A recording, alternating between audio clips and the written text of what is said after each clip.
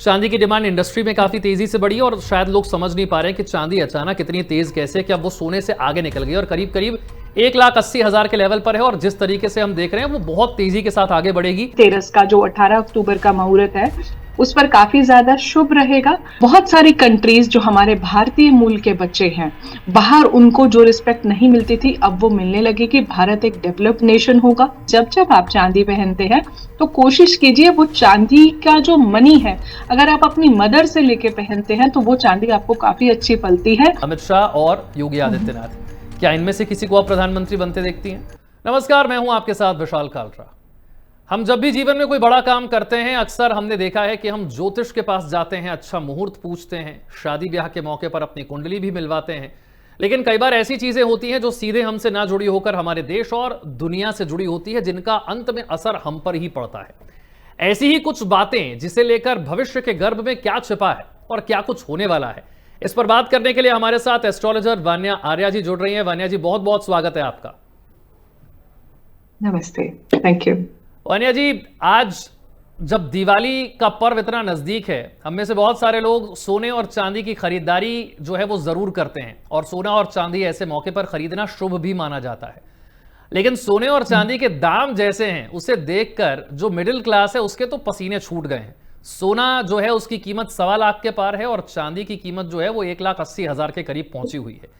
ऐसे में बहुत सारे लोगों के मन में डाउट है, सोना खरीदें ना खरीदें, अभी इन्वेस्ट करें, रुक जाएं, सोने के दाम कहां तक जाएंगे। एक्सपर्ट्स तो बहुत सारी बातें करते हैं, लेकिन वान्या जी के मुताबिक यहां से आगे अभी सोना क्या और छलांग लंबी लेने वाला है, कुछ रुक सकता है या कुछ ऐसा भी हो सकता है जो हम में से किसी ने भी ना सोचा हो? देखिए, थैंक यू सो मच। और आपके चैनल के माध्यम से आप सभी को मेरा नमस्कार। अभी जो है गोल्ड के रेट्स और ज्यादा हाई जाएंगे, तो अभी अगर आप इस टाइम पर आप खरीदना चाहते हैं तो वो आपके लिए काफी अच्छी सेविंग्स होगी। अगला साल जो है 2026, इसका टोटल भी जो है वो 1 पर आता है, तो कहीं ना कहीं वो सूर्य का साल है। तो इस साल जो है आपके सोने के रेट और ज्यादा बढ़ने हैं। काफी सारे न्यूज चैनल्स पर हमने पहले भी प्रिडिक्शन किया था कि अभी जो है गुरुदेव बृहस्पति जो है वो भी अतिचारी चल रहे हैं गोचर में, और अभी जो है 18 अक्टूबर को गुरुदेव बृहस्पति का कर्क राशि में आना गोचर के अनुसार, जो कि उनकी उच्च की राशि है, तो आप देखेंगे गोल्ड के दाम अब पहले से बहुत ज्यादा बढ़ते जाएंगे। गोल्ड नीचे बिल्कुल भी नहीं आने वाला। तो आपको अगर अभी भी आप लेना चाहते हो, क्योंकि अभी धनतेरस का जो 18 अक्टूबर का मुहूर्त है उस पर काफी ज्यादा शुभ रहेगा, तो आप अगर अभी लेते हैं आपके लिए ये सेविंग्स है जो कभी भी डाउन नहीं जाएगा। ये हमेशा लाइफ में आपको काम ही आएगा। और सोना वैसे भी बहुत शुभ होता है, शगुन होता है, गुरुदेव बृहस्पति का कारक होता है, और सूर्य को भी कहीं ना कहीं रूबी और गोल्ड से हम देखते हैं। तो मेरा ऐसा मानना है कि आगे ये बढ़ना ही बढ़ना है और ज्यादा बढ़ेगा और इतना पीक जाएगा जो आपने और मैंने कभी शायद सोचा भी नहीं होगा। देखिए, ऑलरेडी रेट 1.25 लाख पर है। आपके मुताबिक 2026 आपने कहा सूर्य का साल है, ऐसे में कहां तक ये जाता हुआ आपको नजर आ सकता है? क्या इसके लिए कोई प्रिडिक्शन हो सकता है? 1.5, पौने 2 कहां तक जा सकता है ये सारे रिकॉर्ड तोड़ देगा, उससे भी आगे निकल जाएगा? मुझे लगता है ये सारे रिकॉर्ड्स तोड़ देगा। यानी 2026 के वर्ष में आप कह रही हैं 2 लाख के भी पार हो सकता है सोना?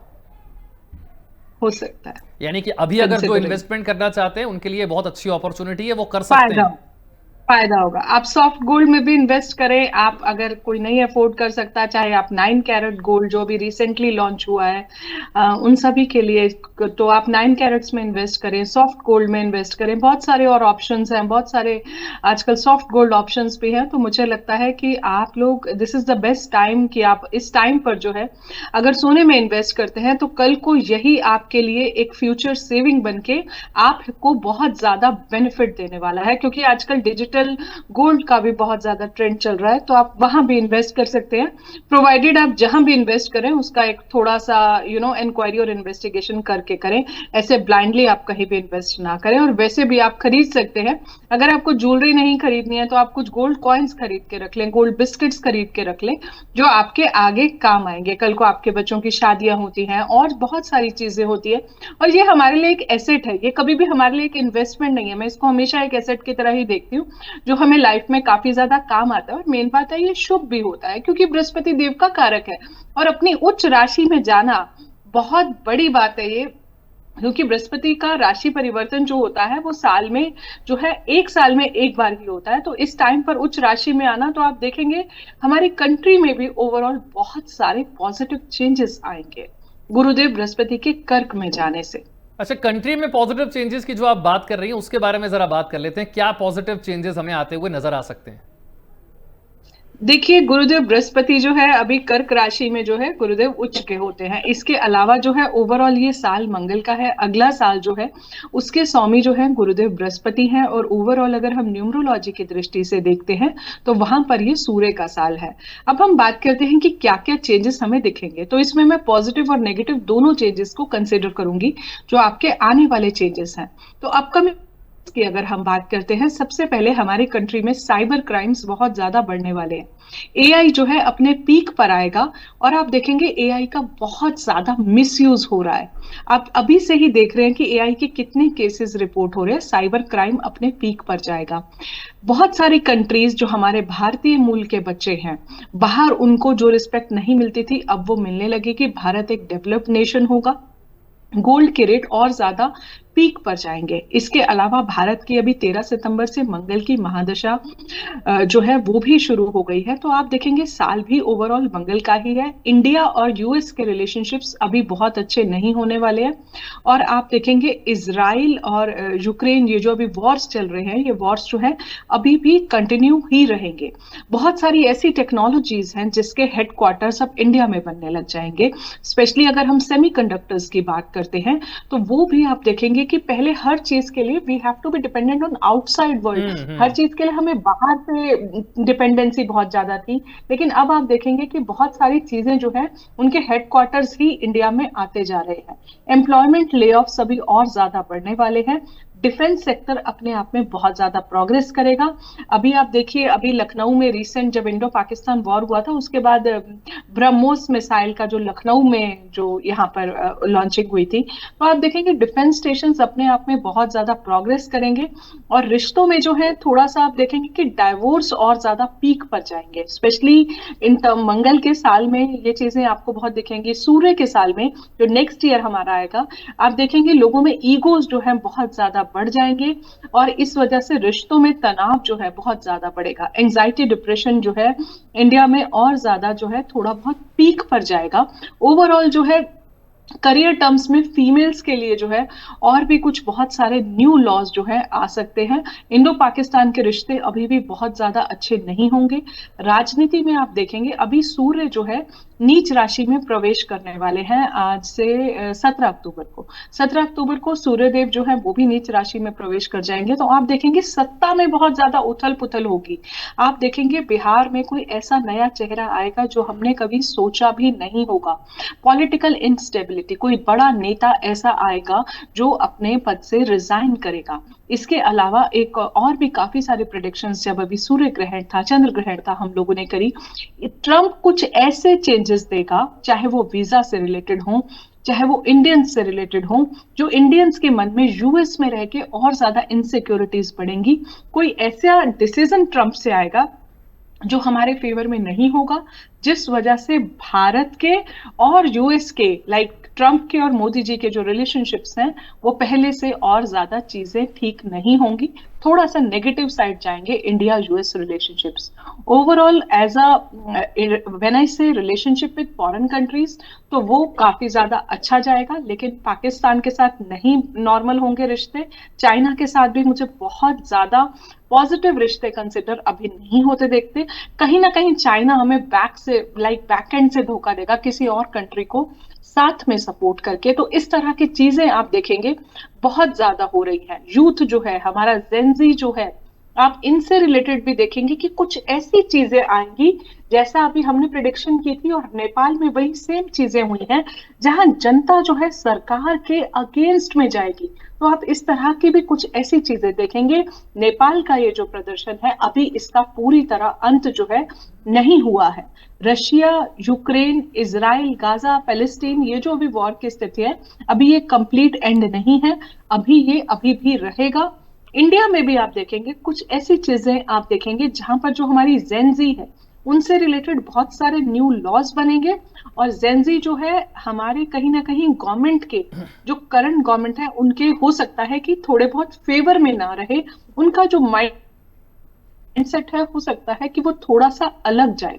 और जेनजी से रिलेटेड बहुत सारे और भी आप देखेंगे कि जैसे आज देखिए कि बहुत सारे लॉज जो है न्यू सुप्रीम कोर्ट पास कर रहा है in terms of marriage, in terms of वैसे भी और बहुत सारे लॉज जो हैं जेनजी से रिलेटेड, यूथ से रिलेटेड जो है, आप देखेंगे आपको कुछ नए लॉज जो है वो आपको देखने को मिलेंगे। और ओवरऑल जो है अभी मंगल का साल अभी भी बचा हुआ है, 2 मंथ्स अभी भी बचे हुए हैं। इस साल के शुरुआत में ही हमने प्रिडिक्शन की थी कि फायर एक्सीडेंट्स जो है, तो इस साल आप देखिए रिपोर्ट भी बहुत फायर एक्सीडेंट्स हुए हैं। तो इस साल अभी भी फायर एक्सीडेंट्स का अभी कंप्लीट एंड जो है वो नहीं हुआ है। फॉरेस्ट फायर्स की घटनाएं अभी आप फिर से देख सकते हैं। अगला साल भी सूर्य का ही साल है, वो भी कहीं ना कहीं अग्नि तत्व का ही कारण है। इस साल की अगर हम बात करें, राजा भी सूर्य है और मंगल भी सूर्य है।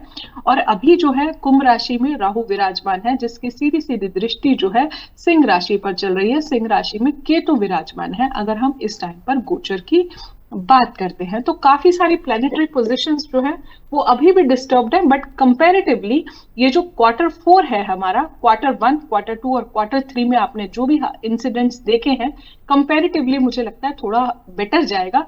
लेकिन पॉलिटिकल इंस्टेबिलिटी मुझे बहुत ज्यादा दिखती है बिहार में होते हुए। ठीक है, आपने बहुत सारी चीजें एक ही सवाल के जवाब में बता दी। अब मैं एक एक करके थोड़ा सा और शॉर्ट में जाता हूं। सोने पर हमने शुरुआत में बात की थी, ऐसा ही कुछ हाल चांदी का भी है। चांदी की डिमांड इंडस्ट्री में काफी तेजी से बढ़ी है और शायद लोग समझ नहीं पा रहे हैं कि चांदी अचानक इतनी तेज कैसे कि अब वो सोने से आगे निकल गई और करीब करीब 1,80,000 के लेवल पर है। और जिस तरीके से हम देख रहे हैं वो बहुत तेजी के साथ आगे बढ़ेगी, शायद सोने के मुकाबले और ज्यादा तेजी उसमें अब देखने को मिल सकती है, ऐसा एक्सपर्ट्स का मानना है। आपका प्रेडिक्शन चांदी को लेकर क्या है? चांदी पे मुझे लगता है कि और ज्यादा चांदी के रेट्स बढ़ेंगे, चांदी के रेट्स कम बिल्कुल नहीं होंगे। इसका एक रीजन भी है कि चांदी जो है हमारे इमोशनल हेल्थ का कारक है। चांदी कहीं ना कहीं हमें लाइफ में ठंडा रखती है। हमारे हेल्थ डिजीजेस जो है, स्पेशली इमोशनल और मेंटल हेल्थ जो इश्यूज आते हैं, उसमें चांदी का बहुत बड़ा कंट्रीब्यूशन है। तो मुझे ऐसा लगता है कि चांदी के रेट्स कम तो बिल्कुल भी नहीं होने वाले हैं और चांदी के रेट्स आगे भी बढ़ेंगे। एक और भी रीजन है कि जैसे गोल्ड और सिल्वर जो है सबसे ज्यादा इनके अंदर जेमस्टोन्स डाले जाते हैं, तो इस वजह से भी बहुत सारे, जैसे आपका एमरल्ड हो गया, आपके पर्ल्स हो गए, शनि के स्टोन्स हो गए, राहु के स्टोन्स हो गए, ये सारे चांदी में यूज होते हैं। इवन बीइंग एन एस्ट्रोलॉजर हम भी बोलते हैं लोगों को जिनका चंद्रमा जो होता है नीच का होता है, 6, 8, 12 में बैठा होता है, राहु केतु के साथ युति बना के बैठा होता है, तो उनको भी हम हमेशा चांदी जो है दान करने को भी बोलते हैं। और कई जगह चंद्रमा अस्त होता है तो वहां पर भी जो है चांदी वियर करवाई जाती है। आज कलयुग है, इतना ज्यादा लोगों में मेंटल स्ट्रेस है, मेंटल एंजाइटी है, तो वहां पर भी जो है अगर जो लोग चांदी पहनते हैं, आप देखेंगे लाइफ में आपको इमोशनली ये बहुत ज्यादा ठंडा रखता है, बहुत ज्यादा स्टेबल रखता है, छोटी छोटी चीजों पर बहुत ज्यादा स्ट्रेस हमें नहीं आने देता। तो मुझे लगता है कि थोड़ी सी चांदी तो है हम सबको लाइफ में पहननी चाहिए, ये काफी ज्यादा शुभ होती है और कहीं ना कहीं हमारे मून एलिमेंट को ये बहुत ज्यादा बैलेंस रखती है। अगर आपकी कुंडली में चंद्रमा कॉम्बस्ट है, अस्त है, तो आपको बिल्कुल चांदी जो है जरूर वियर करनी चाहिए और अपनी मदर की सेवा जो है आपको हमेशा करनी चाहिए। एक छोटा सा टिप मैं आपके चैनल के माध्यम से देना चाहूंगी कि जब जब आप चांदी पहनते हैं तो कोशिश कीजिए वो चांदी का जो मनी है, अगर आप अपनी मदर से लेके पहनते हैं तो वो चांदी आपको काफी अच्छी पलती है और आप लाइफ में काफी ज्यादा सक्सेस और प्रोग्रेस करते हैं। और जिन भी लोगों को बहुत गुस्सा आता है उनको तो चांदी जो है जरूर पहननी चाहिए, या फिर जिन लोगों को मतलब बहुत ज्यादा अपने इमोशंस पर कंट्रोल नहीं है उनको भी चांदी जरूर पहननी चाहिए। चांदी के दाम को लेकर कोई प्रेडिक्शन आप करना चाहेंगे? फिलहाल 1,80,000 का दाम है, 2 लाख क्रॉस करेगा इसी साल के अंत में या अगले साल और ज्यादा? अगले साल और ज्यादा। अगले साल और ज्यादा, ठीक है। मैं शेयर मार्केट की भी बात करता हूं, सोने चांदी के साथ स्टॉक मार्केट में बहुत सारे लोग बड़ी संख्या में इन्वेस्ट करते हैं। हमारे देश में पिछले 1 साल में कोई खास रिटर्न नहीं रहा है, बल्कि हल्का सा नेगेटिव ही रहा है। आने वाला समय भारत के स्टॉक मार्केट के लिए कैसा रहेगा? आने वाला समय भारत के स्टॉक मार्केट्स के लिए अच्छा रहेगा। जो काफी सारे ऐसे शेयर्स हैं जो आज आपको लग रहा है कि नहीं बढ़ रहे हैं, लेकिन आप लॉन्ग रन में देखेंगे वही पर्टिकुलर शेयर्स आपको काफी ज्यादा बेनिफिट देके जाएंगे। जिनका आज आपको प्रीमियम नहीं समझ आ रहा, आपको लग रहा है कि इसमें तो कुछ रिटर्न हमें नहीं आने वाला।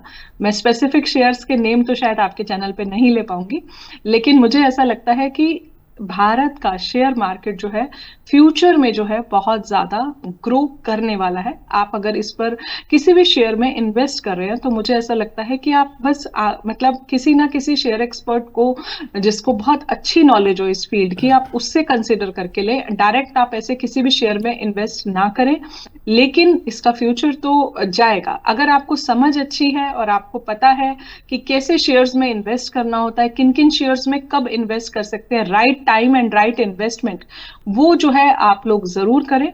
पर जिनके भी मेलेफिक नंबर्स हैं या प्लैनेट्स बहुत ज्यादा मेलेफिक है आपकी कुंडली में, तो वो और ज्यादा थोड़ा सा ध्यान से इन्वेस्ट करें। बस मेरी यही आप लोगों को सलाह है। थोड़ी सी पॉलिटिकल बात करते जी हैं। बिहार का चुनाव बिल्कुल सामने है, 14 नवंबर को नतीजा भी आ जाएगा, यानी कि जब हम बात कर रहे हैं उससे एक महीने से भी कम में चुनाव पूरा भी हो जाएगा, नतीजा भी आ जाएगा। बिहार में एक तरफ बीजेपी और जेडीयू है, दूसरी तरफ आरजेडी और कांग्रेस है, गठबंधन। किसकी सरकार बनती हुई आपको नजर आ रही है? मुझे ऐसा लगता है बिहार में कुछ ऐसा अनएक्सपेक्टेड चेहरा सामने आएगा जो हमने कभी सोचा भी नहीं होगा। जो अभी तक आ रही थी, जो चेहरे सामने आते थे या अब तक जो ऑलरेडी वहां के कंटेस्टेंट्स रह चुके हैं, उनसे एकदम से कुछ नया चेहरा जो है आप देखेंगे एकदम से आपको सामने आता मिलेगा। मे बी एक आध नाम अगर मैं लेना चाहूँ, may be Chirag Paswan, may be, लेकिन कुछ ऐसा नया चेहरा जो है वो सामने आएगा नहीं, बिहार। चेहरा तो ठीक है, आप कह रही है। चिराग पासवान क्या मुख्यमंत्री भी बन सकते हैं, आप ये कह रही हैं? May be. यानी कि बीजेपी, जेडीयू और चिराग पासवान ये एक साथ, और चिराग पासवान को मुख्यमंत्री के तौर पर आप देखती हैं, ये हो सकता है, इसकी संभावना है? पॉसिबिलिटी है, हाई पॉसिबिलिटी है। और जो पिछले 20 वर्षों से मुख्यमंत्री की कुर्सी पर बैठे हैं नीतीश कुमार, उनका अब चांस क्या है? मुझे ऑनेस्टली स्पीकिंग चांसेस थोड़े से कम दिखते हैं क्या उनकी उनके। राजनीति के लिए अब दी एंड समझा जाए इस चुनाव को? क्योंकि उनके विरोधी अब कहते दी हैं कि एंड वो, तो नहीं, उनके दी विरोधी एंड कहते तो हैं कि नहीं उनकी कहूंगी, उम्र हो लेकिन गई है, एटलीस्ट अभी उनकी उम्र हो गई है और वो शायद अब ठीक से कुछ भी संभाल नहीं पा रहे हैं। दी एंड तो मैं नहीं कहूंगी, लेकिन मुझे ऐसा लगता है कि बिहार में तो इस बार थोड़े से चांसेस काफी ज्यादा मिनिमल हैं उनके आने के। आई रियली डाउट कि वो आएंगे। प्रधानमंत्री के लिए भी इसी तरीके के कई बार प्रश्न किए जाते हैं और बहुत सारे लोगों ने पहले उनकी उम्र को लेकर प्रश्न उठाया था कि 75 वर्ष के बाद, वो 75 वर्ष के हो गए सितंबर के महीने में, उसके बाद बहुत सारे लोगों के मन में डाउट था कि क्या इस उम्र के बाद वो अपने पद पर रहेंगे, नहीं रहेंगे, आगे क्या होगा। क्या आपको लगता है 2029 तक का जो ये 5 वर्ष का कार्यकाल है वो पूरा करेंगे, या उससे पहले कुछ बदलाव वहां भी हो सकता है? मुझे लगता है वो मोदी जी अपना कार्यकाल पूरा करेंगे। बहुत सारे लोग होंगे जो उनके अभी भी अगेंस्ट है, और ज्यादा चीजें बढ़ेंगी, और कहीं ना कहीं उनकी एज को लेकर जो है और ज्यादा ये पॉइंट उठाया जाएगा। लेकिन मैं बहुत स्ट्रांगली बिलीव करती हूँ कि मोदी जी अपना कार्यकाल पूरा करेंगे। और 2029 को लेकर क्या प्रेडिक्शन है आपकी, जब लोकसभा चुनाव होगा? क्या बीजेपी को सत्ता में आते आप देखते हैं? और बहुत सारे लोगों के मन में प्रश्न है कि अगला प्रधानमंत्री कौन होगा अगर बीजेपी जीतती है। तो बहुत सारे लोगों के मन में प्रश्न है 2 चेहरों को लेकर, अमित शाह और योगी आदित्यनाथ। क्या इनमें से किसी को आप प्रधानमंत्री बनते देखती हैं? May be Yogi Adityanath. आपको लगता है कि उनकी कुंडली और उनके ग्रह नक्षत्र जो आपने स्टडी किए हैं उसके मुताबिक उनका प्रधानमंत्री की कुर्सी तक जाने का योग है? देखिए, लाइक अगर आपने जैसे ऑप्शंस रही हैं तो बेस्ट एलिजिबल कैंडिडेट तो वो डेफिनेटली हैं। रही बात उनकी 2029 की, उस टाइम पर ग्रह नक्षत्रों की क्या स्थिति होगी वो एक बार मुझे देखना पड़ेगा। लेकिन फिर भी मुझे कंसीडरिंग ऑप्शंस, मुझे उनकी पॉसिबिलिटी काफी हाई लगती। दुनिया भर में चल रही उथल पुथल को लेकर भी सवाल है मन में लोगों के, क्या अमेरिका के साथ भारत का टैरिफ वॉर और आगे बढ़ेगा? ऑलरेडी भारत पर 50% टैरिफ ट्रंप लगा चुके हैं। क्या यहां से आगे टैरिफ वॉर बढ़ता आपको नजर आता है, या आपको लगता है कि अब चीजें सामान्य होने की तरफ आगे बढ़ती नजर आएंगी? ये अभी सामान्य तो नहीं होंगी, बिल्कुल नहीं होंगी। ये चीजें और बढ़ेंगी, ये टैरिफ वॉर जो है और बढ़ेगा। और जैसा कि मैंने प्रोग्राम के स्टार्टिंग में भी बोला कि भारत के साथ जो है ट्रम्प के रिश्ते जो है यूएस के रिश्ते जो है वो ठीक नहीं रहेंगे। अभी आप रिसेंटली देखिए जब ग्रहण हुआ था तो काफी सारी आईटी कंपनीज को यूएस में जो है एक इमरजेंसी नोटिस भेजा गया था, स्पेशली 2 मेजर आईटी कंपनीज जो थी उस टाइम पर जो है उनको एक स्ट्रॉन्ग नोटिस भेजा गया था।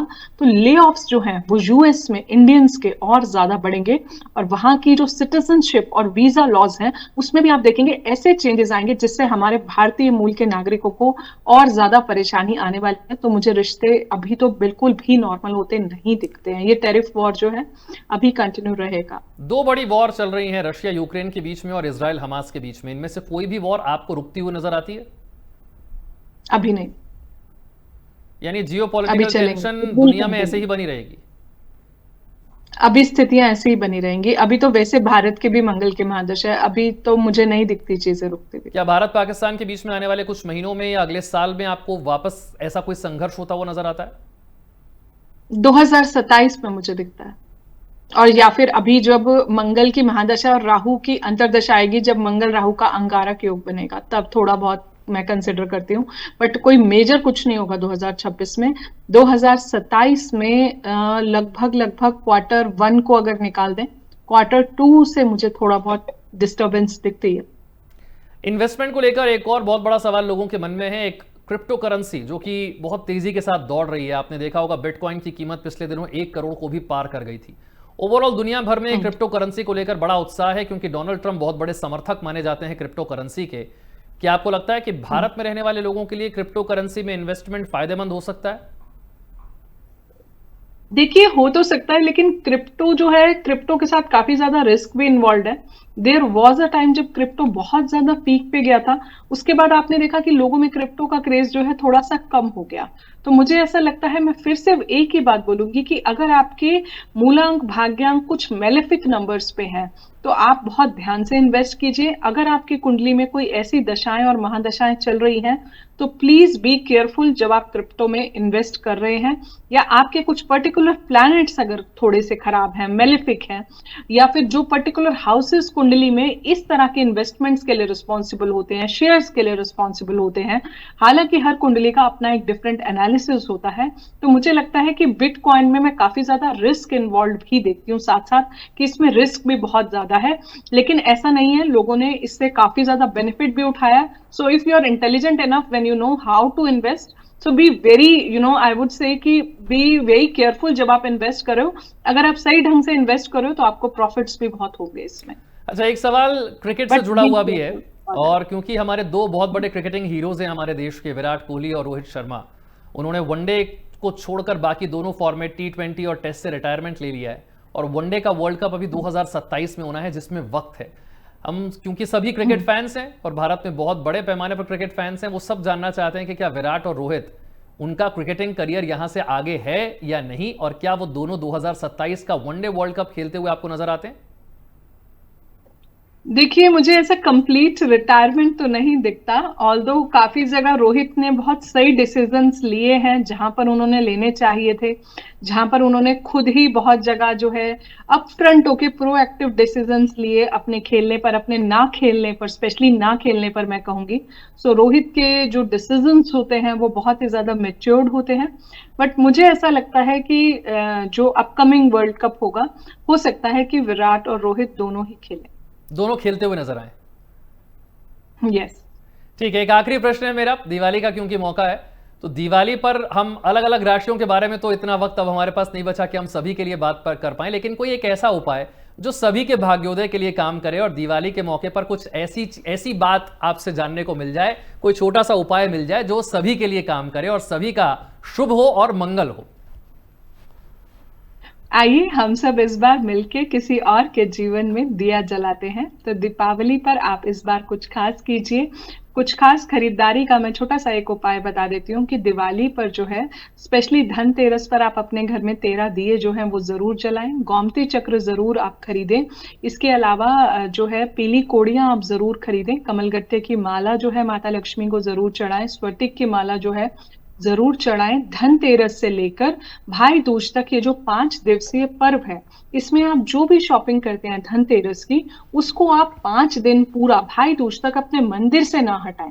और उसके बाद जो है आप उसे अपनी कैश लॉकर्स में रख लें, जिससे आपकी जो क्रिस्टल है, आपकी ज्वेलरी जो है पूरी पूरी चार्ज हो जाए, और उसका पूरा पूरा फायदा जब आप उसे वियर करते हैं वो आपको जरूर मिले। माता लक्ष्मी को सफेद मिठाई का भोग और गुलाब के फूल की माला और कमल गट्टे की माला जो है बिल्कुल चढ़ाना ना भूलें। मंदिर में दिया जरूर रख के आए, जो भी आपके घर के आसपास है। तुलसा मैया पर आप जो है दिया जरूर जलाएं, और आपके अपने घर के जो टैप्स हैं उन पर भी जो है आप दिया जरूर रखें। ब्रह्म स्थान पर दिया आपको जरूर रखना है, किचन में दिया जरूर रखना है। ये दिवाली अपने घर की सफाई इतने अच्छे से करें कि आपकी उससे इमोशनल हेल्थ भी अच्छी हो। डी क्लटरिंग जो है सबसे ज्यादा सक्सेस मंत्र है। जो चीजें आप लाइफ में यूज नहीं करते हैं उनको आप अपने घर से निकालिए। और इसमें जो है इस बार अपनी दिवाली तो हम हमेशा मनाते हैं, इस बार जाइए मिल के दूसरों की लाइफ में दिए जलाइए, उनको कुछ क्रैकर्स दे के आइए, जो इको फ्रेंडली क्रैकर्स हमें अलाउड हुए हैं दिल्ली में। और इसके अलावा जो है गिफ्ट्स करके आइए, उनके चेहरे पर मुस्कान लेके आइए, क्योंकि अपने लिए तो हम जीवन में हमेशा ही करते हैं। तो आइए इस बार किसी और के चेहरे पर मुस्कान लाते हैं। बहुत बहुत शुक्रिया वान्या जी हमारे साथ जुड़ने के लिए और इस बातचीत के लिए। मैं उम्मीद करता हूं हमारे दर्शकों के लिए इस बार की दिवाली बहुत शुभ होगी और वो उपाय जरूर करेंगे जो उपाय उन्हें आपने बताए हैं। बहुत शुक्रिया आपका। छोटा सा ब्रेक।